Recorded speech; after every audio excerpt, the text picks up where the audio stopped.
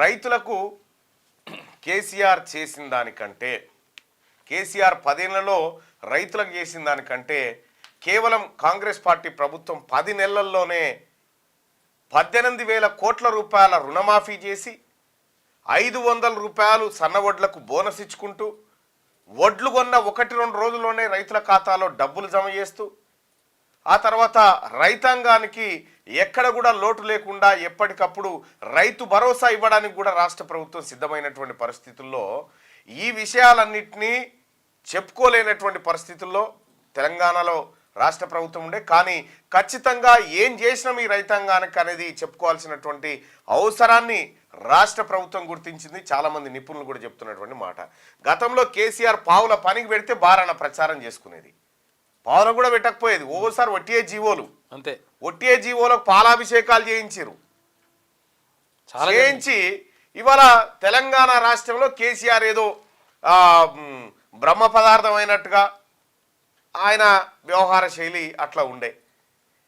అసలు మల్లన్న సాగర్ కాడ భూసేకరణ కాడ ఎంత ఇబ్బంది, ఎంత మోసం. ఒక ఆయన అయితే అంగడికిష్టాపూర్ కాడనో ఎన్నో ఆ భూసేకరణలో భాగంగా ఇల్లు పోతుందని ఇంట్లోనే పాడవేసుకొని చచ్చిపోయాడు. ఇంట్లోనే డీసీఎంలు పెట్టి అర్ధరాత్రి పూట అపరాత్రి పూట తరలించి జనాన్ని హింస పెట్టి కేసుల పాలు చేసి అనేక రకాలైనటువంటి హింసలకు గురి చేసినటువంటి కె చంద్రశేఖరరావు కుటుంబం ఇవాళ ప్రజల మీద ప్రేమ ఒలకబోసుకుంటూ మాట్లాడుతూ ఉంటే దయ్యాలు వేదాలు వల్లించినట్టుగా ఉంది. ఇవాళ రైతులను రుణబంధాల నుంచి విముక్తి చేసి రైతులను రాజులను చేసిందేమో ఈ ప్రజాప్రభుత్వము, రైతులకు బేడీలేసి జైలుకు తోలిందేమో కేసీఆర్ ప్రభుత్వం. సో గతంలో అనేక మంది రైతులకు సంబంధించినటువంటి ఇష్యూల్లో కేసీఆర్ కర్కశంగా వ్యవహరించి సిస్టమ్ను చేతిలో పెట్టుకొని మాట్లాడితే అరెస్టులు అంటూ రైతాంగాన్ని బెదిరించినటువంటి పరిస్థితులు మనం ఎన్నో చూసినాం. ఏమైంది? కేసీఆర్ గతంలో ఎన్నికల సందర్భంలో అనేక సార్లు చెప్పిండు కాంగ్రెస్ పార్టీ వస్తే కరెంటే ఉండదని చెప్పిండు. పోతుందా? కరెంట్ ఉందా లేదా? ఏడికి పోయింది కరెంటు? పింఛన్లు పోతే అని చెప్పిండు. పింఛన్లు పోయినాయి ఏమన్నా? ఏది పోలే. అదనంగా ఫ్రీ బస్ వచ్చింది, 500 రూపాయలకే గ్యాస్ సిలిండర్ వచ్చింది. ఆ తర్వాత తెలంగాణ రాష్ట్రంలో రైతాంగానికి రుణమాఫీ జరిగింది. ఒక్క రుణమాఫీ చేయవా అంటే 20,000 రూపాయలు ఓ ఏడాది, 10,000 రూపాయలు ఓ ఏడాది గతంలో కేసీఆర్ ప్రభుత్వం ఉండేది. ఇవాళ మంచికో చెడకో కాంగ్రెస్ పార్టీ ప్రభుత్వం రైతాంగాన్ని వీలైనంత ఎక్కువగా ఆదుకుంటా ఉంది. సో మిగతా రంగాల మీద కొంత ఇంపాక్ట్ పడితే కానీ రైతాంగానికి అత్యధిక ప్రాధాన్యతనిస్తుంది కాంగ్రెస్ పార్టీ ప్రభుత్వం. ఇందిరాగాంధీ, రాజీవ్ గాంధీ గారు భూములు పంచితే ఆ భూములను గుంజుకపోయింది కేసీఆర్. ఇవాళ శ్రీశైలం ప్రాజెక్టు నుంచి 2 నెలల్లో 400 టీఎంసీలు కండలేరు గిండలేరు అవన్నీ ఎత్తుకొని పోతా ఉంటే, పోతిరెడ్డిపాడు ద్వారా ఎత్తుకొని పోతా ఉంటే దానికి బాధ్యులు ఎవరు? కేసీఆర్ కాదా?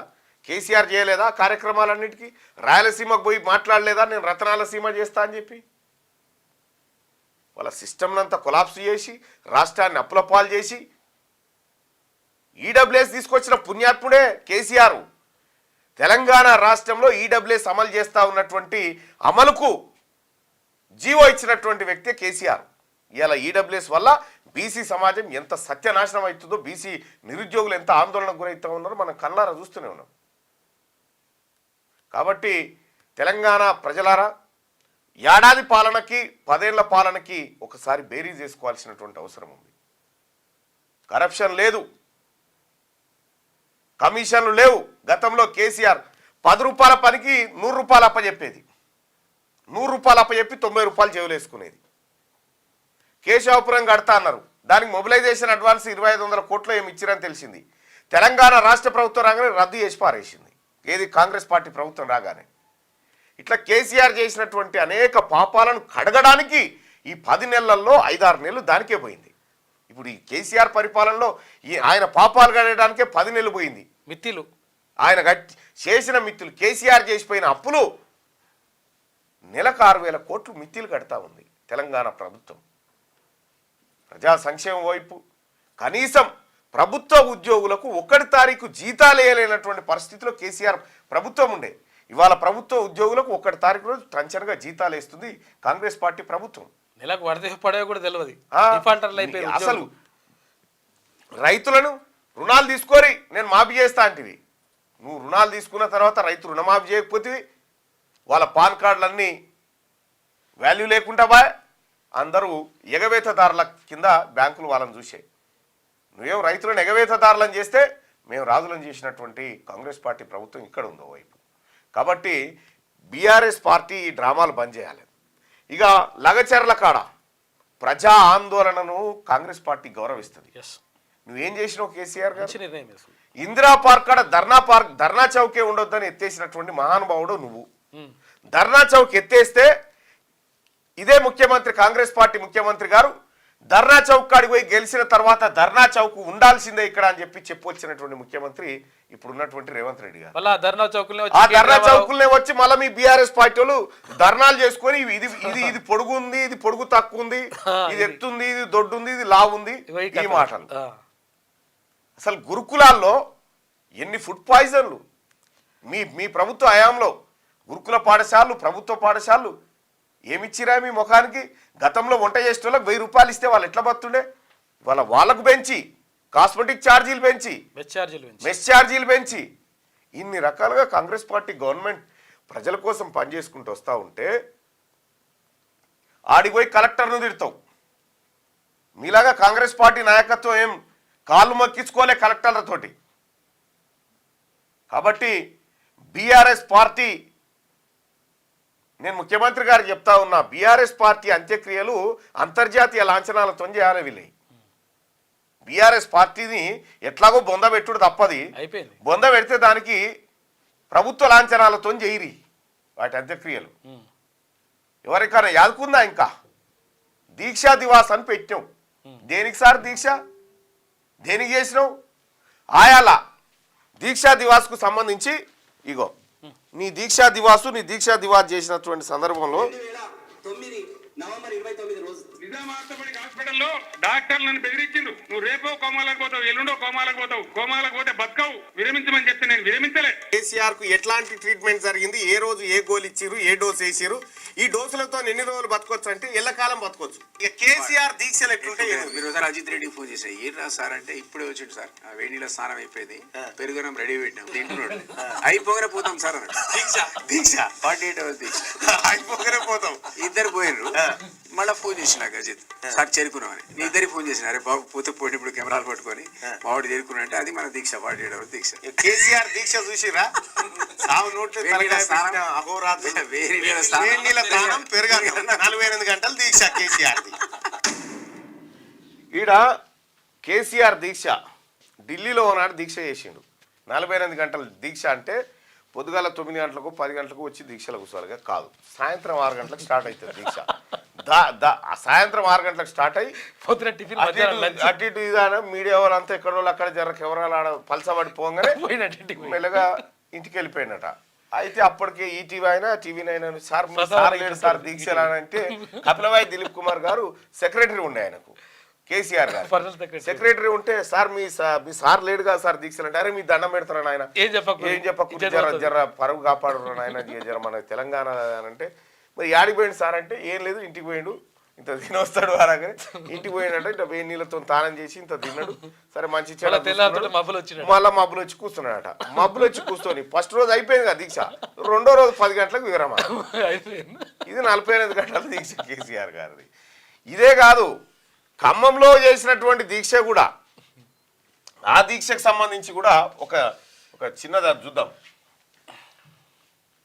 ఇగో ఇది ఆయాల కేసీఆర్ దీక్ష విరమణ బగ్గుమన్న యువత.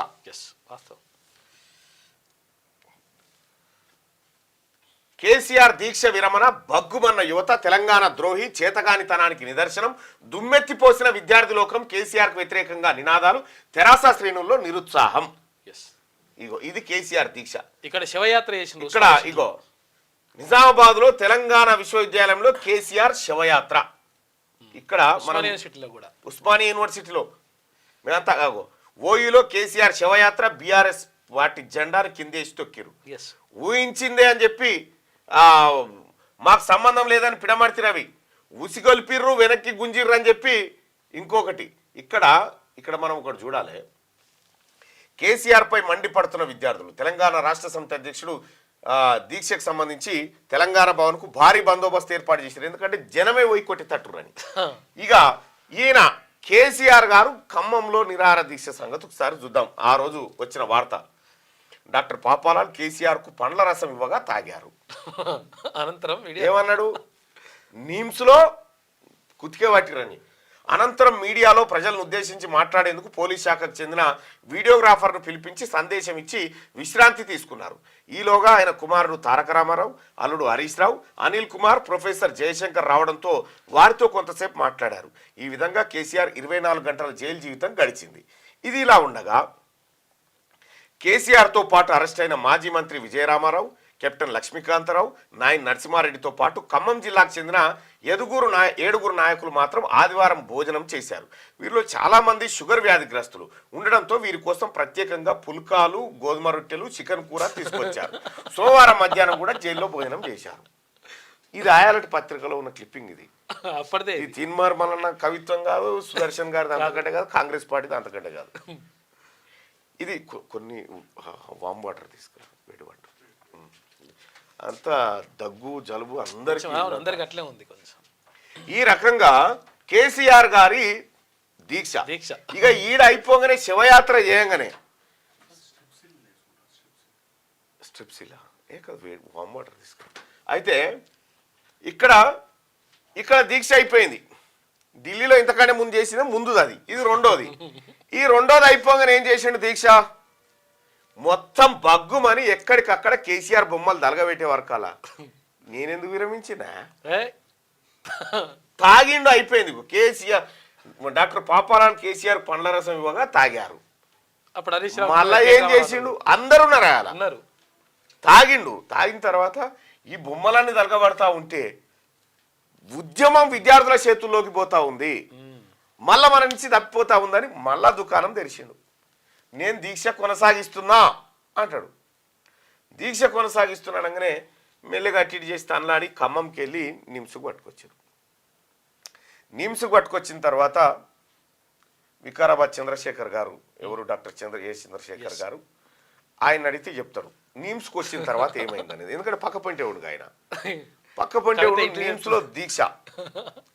కవిత గారు 3 సార్లు కేసీఆర్ను పరామర్శించడానికి వచ్చేదట. రోజుకు సాటుకు కొంగు సాటుకు ఇడ్లీలు. ఈ వాళ్ళు చెప్పినే, ఇవి నాయి కాదు, వాళ్ళు చెప్పినే. సంపూర్ణ ఆరోగ్యవంతుడు. మళ్ళీ అందరు ముంగడ కాబట్టి బాత్రూమ్ దిక్కుపోయి తట్టుకున్న 2 ఇడ్లీలు మింగి మళ్ళీ వచ్చి షేవింగ్ కూడా చేసుకుంటున్నట్టు. రోజు షేవింగ్ చేసుకుంటే మొత్తం ఆగమవుతుంది. మళ్ళా నువ్వు అట్లా కనిపించవంటే అనగానే ఆయనతో చిదంబరం గారి ప్రకటన వచ్చింది. ఇక సెలైన్లు గిలైన్లు అంతా మామూలుగానే జరిగింది, ఇబ్బంది ఏమి లేకుండా. అట్లా ఒక 6 ఏళ్ళు బతకొచ్చు. ఏది ఈ సెలైన్ల మీద, ఈ సెలైన్లు బతకొచ్చు అని చెప్పేసి అప్పుడు లగడపారి రాజగోపాల్ ఏం చేసిండు? రాజగోపాల్ కూడా కూర్చున్నాడు. ఇట్లా బతకొచ్చు, అది సెలైన్ పెట్టుకొని ఆయన కూడా కూర్చున్నాడు. ఈమెనే కాదు, గీడ మయన్మార్ ఉద్యమకారు నిరాహార దీక్ష. అవును, ఆమె సెలైన్ల మీద 28 సంవత్సరాలు, 28 ఏళ్ళు. అయితే ఆ ఉద్యమాలతో కేసీఆర్ గారు ఉద్యమాన్ని పోల్చలేము, ఆయన నిరాహార దీక్షను పోల్చలేం. కానీ తెలంగాణ ఉద్యమం పవిత్రమైంది. ఆంగ్ సాన్ సూకీ తెలంగాణ ఉద్యమం పవిత్రమైంది. దాంట్లో కేసీఆర్ పాత్ర గురించి మాత్రమే మాట్లాడుకుంటున్నాం మనం. ఇక్కడ చిదంబరం గారి ప్రకటన వచ్చిన తర్వాత కేసీఆర్ గారు మళ్ళా నిమ్మరసం అందుకుని మళ్ళీ తాగిండి, అయిపోయింది. ఇక మెల్లగా నిమ్స్కెళ్ళి బయటికి తీసుకొస్తా ఉన్నాం. మీరు ఆ వీడియో చూడరు బాగా. ఇటు దిక్కేమో మీడియా ఉంది, ఇటు దిక్కేమో ఈయన ఉన్నాడు. అయితే ఇది మాట్లాడుకుంటే సడన్గా ఇట్లా తిప్పిన మీడియా ఉంది. మీడియాను చూసి ఇట్లా వేసాడు. మళ్ళీ మీరు ఆ వీడియో చూడరు. అంటే ఆ రోజు ఇవన్నీ గమనించినప్పటికి కూడా అది ఉద్యమం, దాన్ని ఇప్పుడు ఏమనకూడదు. చాలా మంది మాట మాట్లాడారు. వికారాబాద్ చంద్రశేఖర్ గారు, లేకపోతే విజయరామారావు గారు, వీళ్ళందరిని అడిగితే కేసీఆర్ దీక్ష గురించి వాళ్ళు చెప్తారు. ఇది దీక్షనా లేకపోతే దోకనా, ఏం చేసిండు అనేది. సరే లండుకో బొండుకో ఏదో పని చేసుకొచ్చిండా ఆ విషయంలో ఇక తర్వాత సీమాంధ్ర ఎంపీలు రాజీనామా తర్వాత మళ్ళీ ప్రకటన వెనక్కిపోయిన తర్వాత ఎక్కడ కూడా సోనియా గాంధీ గారు నిజామాబాద్లో ఏ మాట అయితే ఇచ్చిందో కరీంనగర్లో పబ్లిక్ మీటింగ్లో హమ్ తెలంగాణ రాష్ట్ర బనాయంగే అని చెప్పి ఏ మాట అయితే చెప్పిందో ఆ మాట ప్రకారం ఆ తల్లి సోనియా గాంధీ తనకు ఆరోగ్యం బాగలేకపోయినా లోక్సభలో పెప్పర్ స్ప్రేల అలజడి జరిగినా పొన్నం ప్రభాకర్ లాంటి వాళ్ళు, వివేక్ లాంటి వాళ్ళు, అంజన్ కుమార్ యాదవ్ లాంటి వాళ్ళు, ఆ తర్వాత రాజగోపాల్ రెడ్డి, గుత్తా సుఖేందర్ రెడ్డి గారు, ఆ తర్వాత రాజయ్య గారు, సురేష్ షెట్కార్ గారు, ఎవరు వి హనుమంతరావు గారు, విజయశాంతి గారు, ఇట్లా వీళ్ళందరూ కూడా సుశీల్ కుమార్ షిండే గారికి రక్షణ కవచం లెక్క నిలబడి తెలంగాణ బిల్లు పాస్ చేయించి సావు నోట్లో తలకాయ పెట్టొచ్చింది. అగో ఆ బిడ్డలు పార్లమెంట్లో కొట్లాడు. ఆయన ఓలే ఆ రోజు ఈయన లేడు, మళ్ళా పార్లమెంట్ బిల్లు పెట్టినాడు. ఈయన ఎంపీ, ఈయన లేడు. ఈయన కెరికే ముందే పెప్పర్ స్ప్రే కొడతారని, అందుకే జాగున్నాడు ఈయన. ఈ రకంగా సాధించింది, అధిష్టానాన్ని నొప్పించింది. ఆ రోజు కాంగ్రెస్ పార్టీలో ఉండి కాంగ్రెస్ పార్టీ అధిష్టానం ఎంత మొత్తుకున్నా వినకుండా తెలంగాణ కావాలని ఆ ఎంపీలు ఎట్లయితే కొట్లాడిరో, ఇవాళ మేము కూడా ఈ తెలంగాణ రాష్ట్రంలో బీసీలకు హక్కులు కావాలి, బీసీలకు రిజర్వేషన్లు కావాలని కొట్లాడుతూ ఉన్నాం. ఇది కాంగ్రెస్ పార్టీలో ఉన్న ప్రజాస్వామ్యం. మీ పార్టీలో ఇది చూపించగలుగుతారా?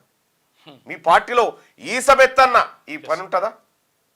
అందుకోసమే కేసీఆర్ గారు ఇప్పటికైనా మించింది లేదు. నువ్వు గతంలో చెప్పినావు తెలంగాణ రాష్ట్రాన్ని ఇస్తే బీఆర్ఎస్ పార్టీని కాంగ్రెస్లో విలీనం చేస్తాను. నెరవేర్చుకో ఇప్పుడన్నా చివరి దశ కన్నా, పార్టీ ఖతమైపోయే టైం కన్నా ఆ పని చేసి బీఆర్ఎస్ పార్టీని విలీనం చేస్తున్న తల్లి అని ఆ సోనియా గాంధీ కాళ్ళ దగ్గర పెట్టి రా, అప్పుడు రుణం తీరుతుంది. దీక్ష దివా చేస్తున్నావు. క్యూ న్యూస్ ఛానల్లో పనిచేయటకు అనుభవం గల సీనియర్ వీడియో ఎడిటర్స్ కావాలను సంప్రదించవలసిన నెంబర్ 8688926084. qnewsads@gmail.com ను సంప్రదించండి. లైక్ చేయండి.